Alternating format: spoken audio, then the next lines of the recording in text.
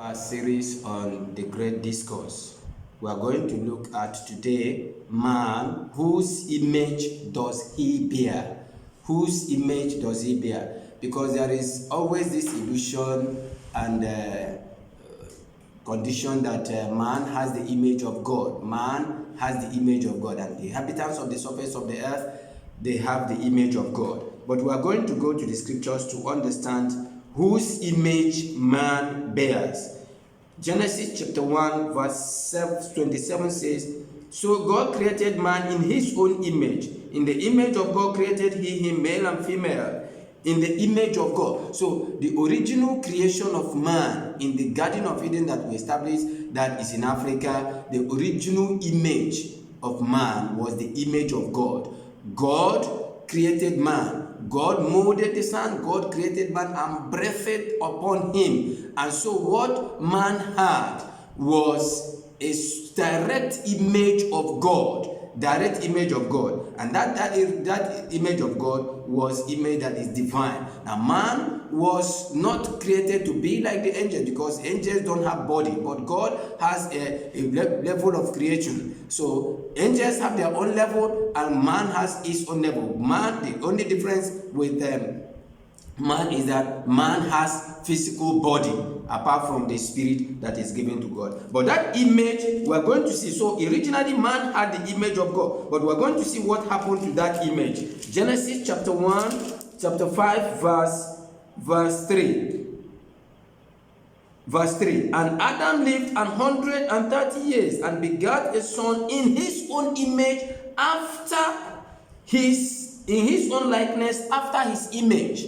So you see that after creation, when man fell, when man decided to disobey God, when man obeyed the voice of the devil, man took the image of the voice that ministered to man, that caused man to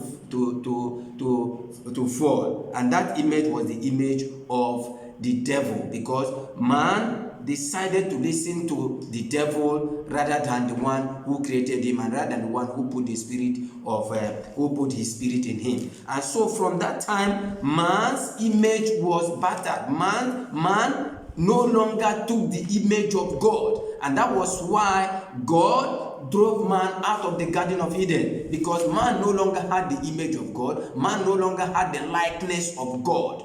Man was no longer made in the likeness of God. Man took the image of the one that spoke to man. That was the devil. Of the devil, you have the fallen angels. So remember, 1/3 of the fallen angels came down. 1/3 of the only fallen angels. So one of them was the one that ministered to Adam in the Garden of Eden. And so Adam heard the voice of that one that ministered to the voice instead of the voice of God. So man fell. When man fell, man became a fallen man. And it was in the nature of the fallen man that man started the procreation. So it was not in the image of God that man started procreation. It was in the image of the fallen man. So every other person that came after the image of the fallen man took the image of the one who ministered to man. So all the inhabitants of the surface of the earth, right from the time Adam started procreation, took after the image of the fallen man. And what's the image of the fallen man? Is what we're going to read in Genesis chapter 6 verse 5.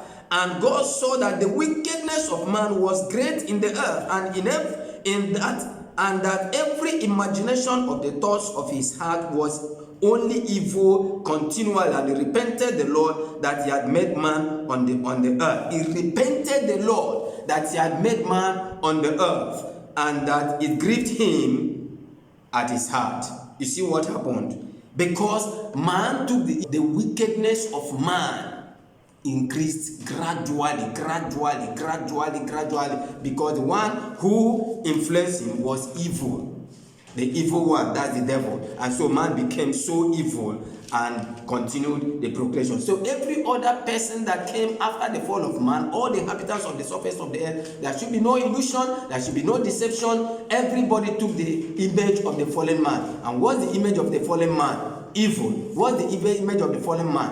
Wickedness. That's why we see evil and wickedness pervading on the surface of the earth, and man committing so much atrocities on the surface of the earth because man took the image of the one that man took the inhabitants of the surface of the earth took the image of the fallen man, and that's the image of the devil. And so we see that's why Romans concluded everything in Romans chapter 3. We read exactly before we conclude. In Romans chapter 3, it concluded everything. What does it conclude? Romans chapter 3 verse 10. And as it is written, there is none righteous, no, not one. There is none that understandeth. There is none that seeketh after God. They have all gone out of the way. They are altogether become unprofitable, and there is none that doeth good, no, not one. Because that's the fallen man. And so the fallen man is no longer going after, is no longer moving after the image of the creation. The image of the creation was a divine image. Man was not meant to multiply on the surface of the earth by procreation, by man meeting man, carnality, carnal man meeting carnal man, because man had become carnal. It was supposed to be by divine multiplication on the surface of the earth, orchestrated by God himself, just like the angels. So man was not supposed to multiply on the surface of the earth by carnality, by carnal means. It was because man multiplies through that carnal means that man transferred that wickedness of the fallen man to all the inhabitants of the surface of the earth. So there should be no deception, there should be no illusion that the inhabitants of the surface of the earth, as they are now constituted, have the image of the fallen man. And the image of the fallen man is wicked and is evil. Unless we now come back to the one who made us, unless we come back to the Creator himself, we will not redeem that image of the fallen man. So if we come back to the Creator will now re-impact in us the image that was lost in us, and that was the image of the divine. So until we come back to that, man remains, every man on the surface of the earth is by nature evil, is by nature wicked, is taking the characteristics of the fallen man, and that is wickedness. So in the next discussion on this the great discourse, we are going to look at the journey of man when man left the Garden of Eden, the journey of man from there onwards. With the fallen man, the journey of the fallen man, influenced by the fallen angels, we are going to look at the journey from there on and where we are today.